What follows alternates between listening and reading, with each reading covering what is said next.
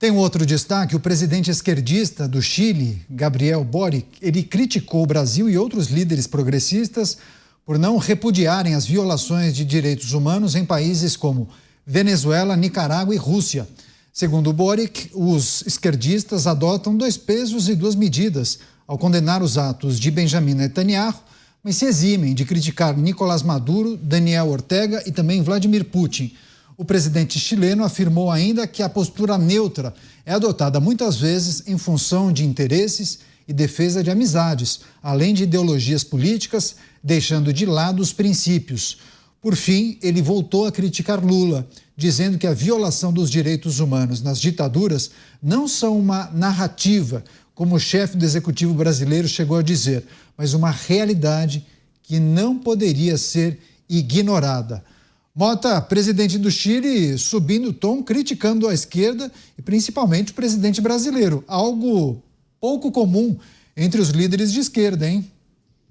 O Boric, ele de vez em quando acerta, né? Mas até um relógio parado, né, tá certo 2 vezes ao dia. Eu não sei muito bem se é o caso do Boric.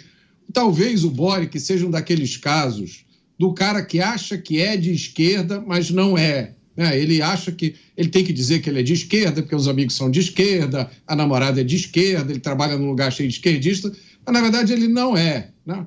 O sentimento dele, as convicções, não são de esquerda. Bom, o Boric começou muito bem a sua declaração, jogando na cara do governo brasileiro a falta de crítica em relação à violação de direitos humanos, né? Em Venezuela, Cuba, Nicarágua.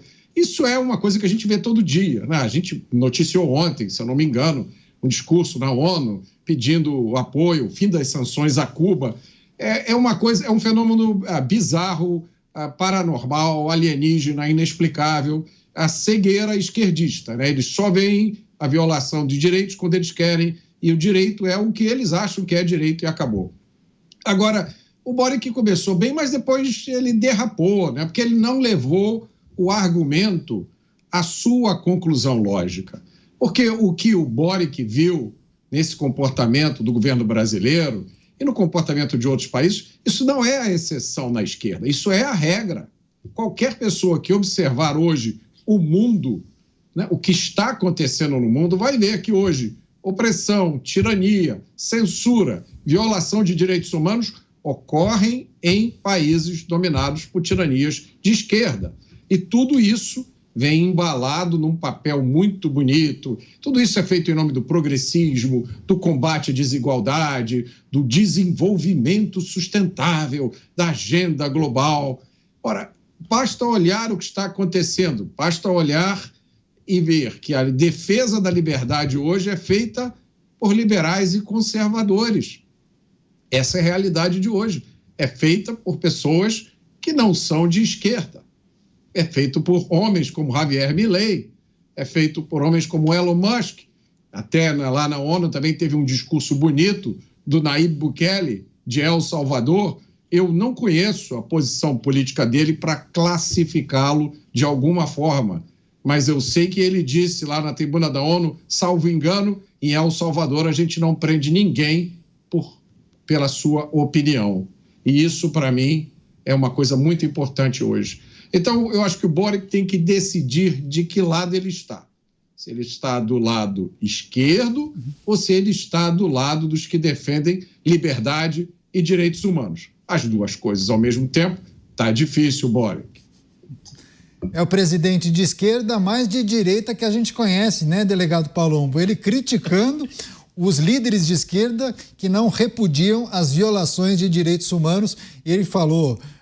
citou Maduro, Ortega, Putin, enfim, um recado direto também para o presidente brasileiro. Delegado Palumbo.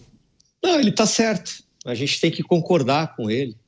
Infelizmente, o governo brasileiro foi muito complacente com tudo isso que está acontecendo, principalmente na Venezuela, onde até crianças estão sendo presas. Ele só retratou a realidade. Quando é de um viés político e ideológico, que é o mesmo do governo atual, ele simplesmente se cala. E aí ele resolve atacar gente do outro lado do mundo. E aqui, no vizinho, não fala absolutamente nada. Até hoje, nós estamos esperando as atas, ele continua no poder, nada mudou, ele continua sendo um ditador, um narcotraficante, e o governo vai lá, dá uma cutucadinha bem de leve, aí quando ele cutuca, ele toma literalmente um chacoalhão do Maduro, como aconteceu. Se ele ousar criticar, ele vai para cima, ele não tem medo, típico de um ditador.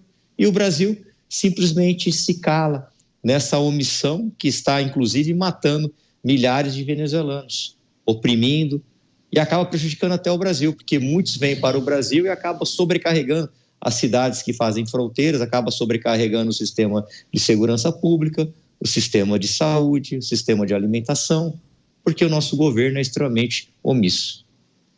Dávila, antes de passar para você, tem um complemento, porque além do presidente chileno, o Brasil também foi criticado pelo presidente da Ucrânia, Volodymyr Zelensky. O líder ucraniano defendeu o fim da guerra com a Rússia e questionou o interesse de Lula na suposta intermediação pela paz.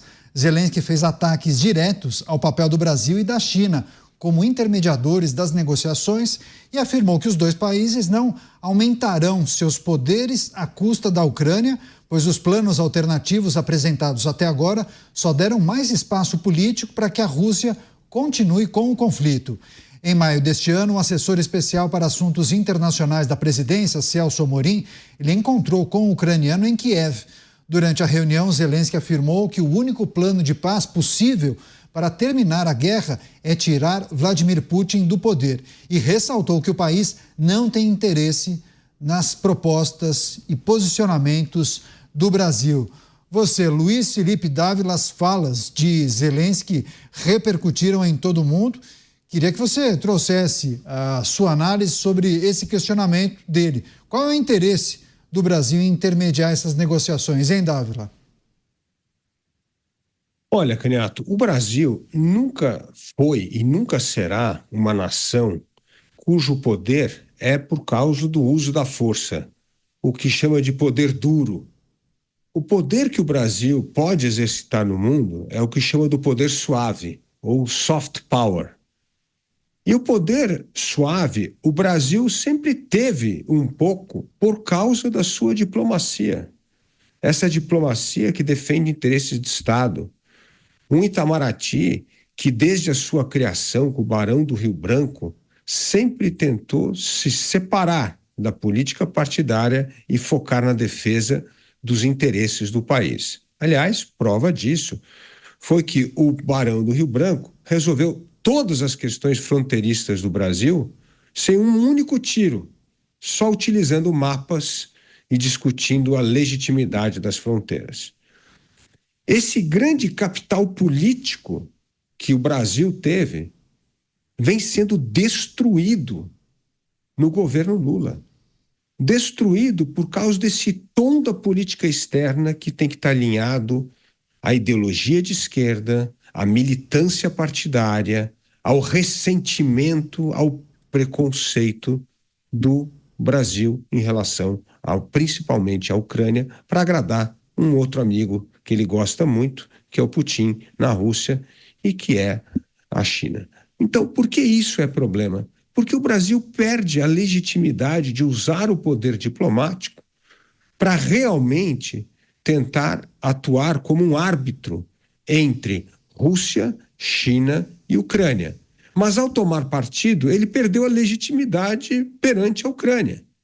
Então, você não pode ser um árbitro se você é visto com suspeita por um dos lados. Árbitro é justamente aquele que os dois lados aceitam para intermediar. O Brasil perdeu isso por uma questão ideológica, militante, partidária. Portanto, a credibilidade hoje do Brasil na política externa é zero, absolutamente zero. Ninguém dá a menor bola. Perdemos aquela legitimidade que nós sempre tivemos na nossa política externa por causa dessa atuação político-militante ideológica. Então, o Zelensky está completamente certo. O que ele está dizendo é assim, o Brasil não tem nenhuma legitimidade para tentar ser árbitro numa questão. Nós sabemos o que a China quer, a China está apoiando a Rússia, e nós sabemos o que a Rússia quer. A Rússia não quer abrir mão dos territórios conquistados na Ucrânia. A Rússia teme a OTAN. a Rússia vai continuar usando a força para tentar vencer a Ucrânia ou colocar a Ucrânia num corner que ela aceite qualquer acordo determinado pelo ditador Putin. É isso. E o Brasil não tem mais espaço aí. E voltando à questão do Boric, que eu acho uma coisa importante. Sim, claro. O Boric começou a sua trajetória política para disputar a presidência do Chile como um radical, um absoluto radical de esquerda. Foi eleito. Ao ser eleito, teve a aprovação da tal da Constituição, nova Constituição do Chile. Foi rejeitada pelo parlamento.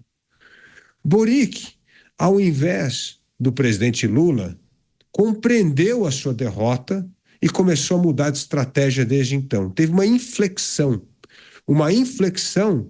do radical para o centro-esquerda, e ocupando um espaço cada vez maior, que é tradicional no Chile, da centro-esquerda, ocupado por Ricardo Lagos, Patrícia Win e outros. Então, assim, existe Eduardo Frei, né? Teve uma grande tradição de social-democracia no Chile. Então, Boric mudou-se para o centro para tentar dar sequência a esse caminho da social-democracia no Chile. E ele descobriu que, ao mudar o eixo para o centro, ele pode se tornar o grande líder da esquerda na América Latina, já que Lula está indo cada vez mais para o lado radical. Ele descobriu uma oportunidade. E hoje eu entendo que Boric disputou a eleição com um discurso radical e hoje ele sonha em ser uma espécie de Tony Blair na América do Sul e ganhar a confiança de outros esquerdistas moderados. Então eu entendo que o movimento de Boric é calculado. Ele sabe exatamente o que ele está fazendo. E ele está tentando preencher o vácuo deixado pelo Brasil. Mota, Brasil alvo de muitas críticas. Agora, Volodymyr Zelensky, presidente da Ucrânia, dizendo que o Brasil não vai ganhar força às custas da Ucrânia e duvidando do real interesse do governo brasileiro em intermediar essas negociações. Claro que ele sabe da relação antiga do presidente brasileiro com o presidente da Rússia, né, Mota? Zelensky sabe. Zelensky tem um dos melhores serviços de inteligência do mundo. A Ucrânia não dá nenhum passo sem contar com essas informações. Antes de entrar no Zelensky, eu só queria fazer um comentário sobre o que o Dávila disse. Eu acho que faz sentido isso. E o que acontece, Dávila, é que nessa saída da extrema esquerda para o centro, às vezes o cara pega um embalo e passa do centro e vai para a direita, né? Tem inúmeros nomes que a gente conhece que fizeram isso.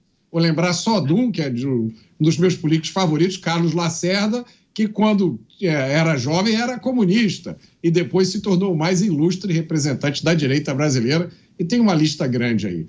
Mas eu acho que o Zelensky deu uma martelada na cabeça do prego, porque para bom entendedor, meia palavra basta. O que ele está perguntando é o seguinte: que interesse, o que explica esse desejo de alguém atuar como mediador de uma guerra que acontece do outro lado do mundo? Principalmente quando o país que quer mediar essa guerra enfrenta ele próprio dentro de casa uma guerra civil não declarada, onde morrem 40 mil pessoas assassinadas todos os anos.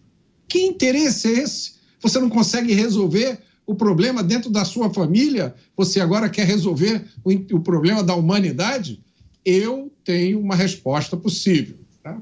O que acontece é que muita gente tem o sonho de ser herói internacional.